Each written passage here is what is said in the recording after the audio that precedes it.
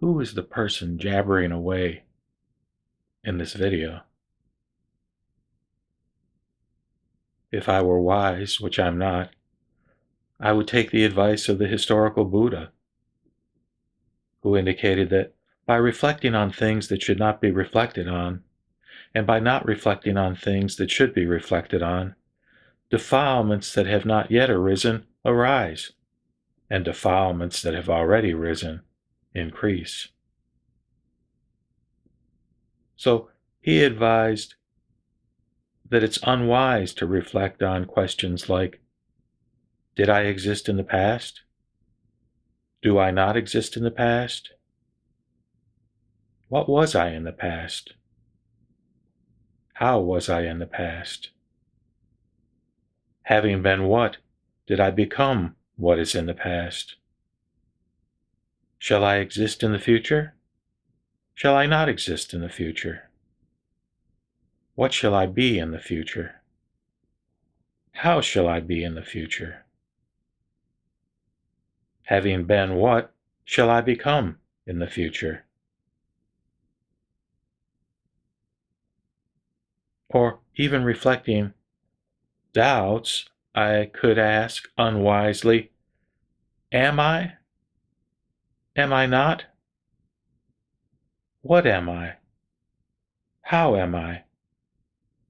Whence came this person? Whither will he go? Because I reflect unwisely in this way, false views are generated, such as, I have a self. I have no self. By self, I perceive self. By self, I perceive non-self.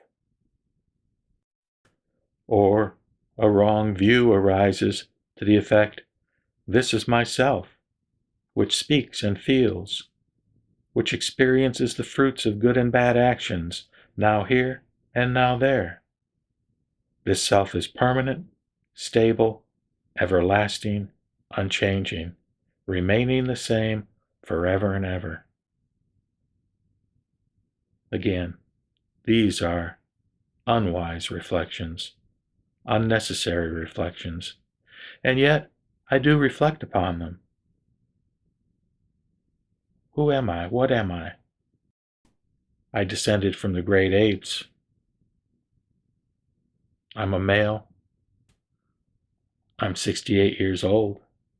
Viewing this video, I appear to be real. In Wapola Rahula's wonderful book called What the Buddha Taught, he indicated, as he's describing the First Noble Truth, the fact that the historical Buddha analyzed self in relation to the five aggregates and came to the conclusion that what we call a being or an individual or I is only a combination of ever-changing physical and mental forces or energies, which may be divided into these five aggregates. And as Rahula reminds us, according to Buddhism, there is no permanent, unchanging spirit which can be considered self or soul or ego. And that consciousness should not be taken as a spirit in opposition to matter. Well, what I'm jabbering about in the actual video that you're viewing is about quantum mechanics, quantum entanglement, and the incredible insights that are developed through science in the 20th and 21st centuries with regard to the nature of reality, the nature of who I am. And these findings reinforce the notion that how I appear, what I think I am, is an illusion. That perhaps the quantum level is actually the real level for all entities, if you want to call them entities, in the universe, not just at the micro level, but at the macro level. That there is this, to paraphrase Einstein, this spooky entanglement, interconnectedness. And is that not what Buddhism concluded? And is that not what Buddhism teaches?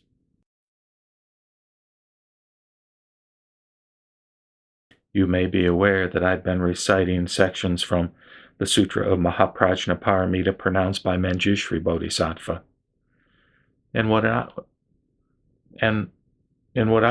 am referring to as part 6 of that recitation exercise, the Buddha asked Manjusri, "Are you now settled in Prajnaparamita?" Manjusri said, "If I could say that I abide in Prajnaparamita, this would be a perception founded on the view that one has a self.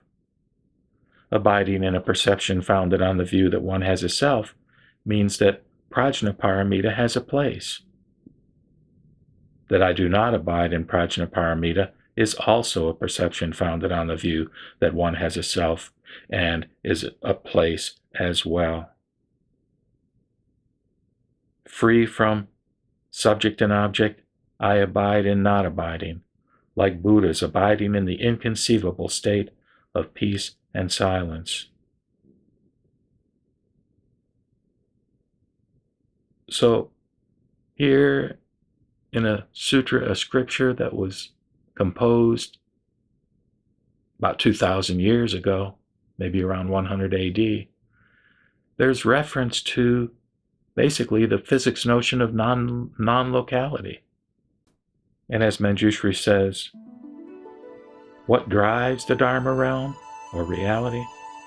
What in its true nature has neither self-essence nor attachment, is called no thing, and is free from place, dependency, and fixity. Freedom from place, dependency, and fixity means having neither birth nor death.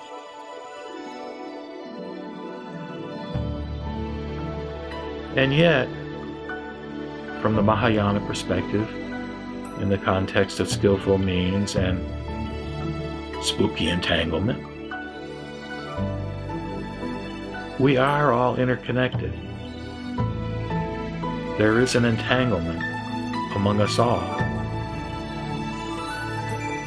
And that is the reason why the Bodhisattva takes his or her vows to help all beings, while at the same time realizing that no being is separate from the rest, and in some ways there are no beings. But it sure feels that way. And it's hard to not think about who I am. And as long as I have thoughts and concepts and keep jabbering away at these various and sundry videos, I come back to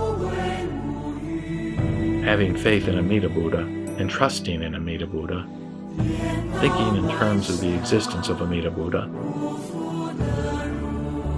which is dualistic. But reality, again, is neither dualistic nor non-dualistic.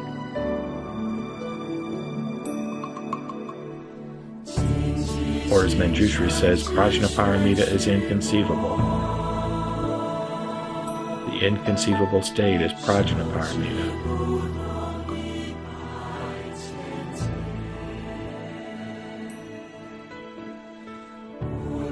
Namo Buddhaya. Namo Buddhaya. Namo Buddhaya. 各大智慧，宏大诸法。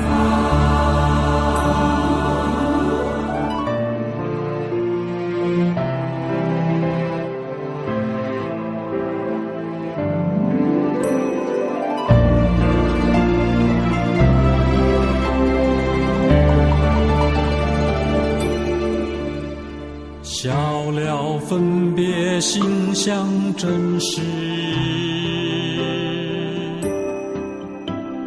有无常短明显显白，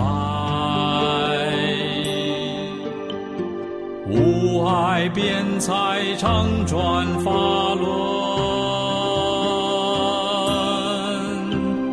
为地显多一言语成，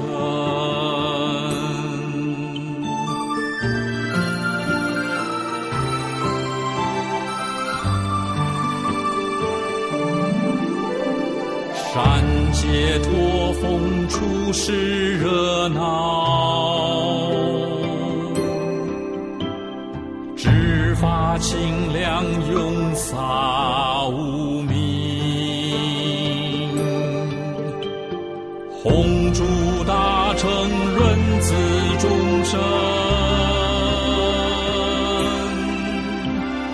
不善种子便功德天，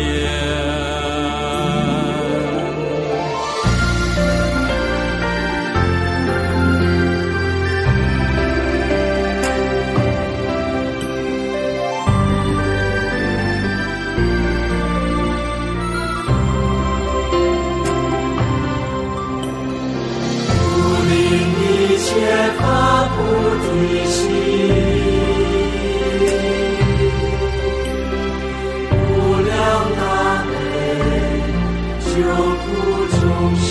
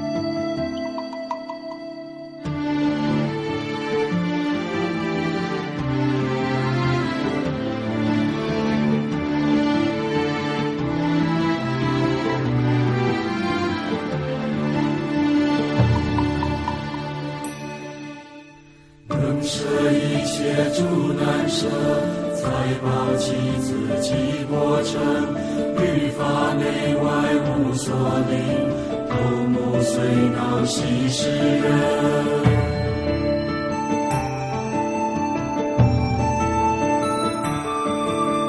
奉持诸佛清净戒，乃至是名不会伤。若人道障来加害，河口马如终不成。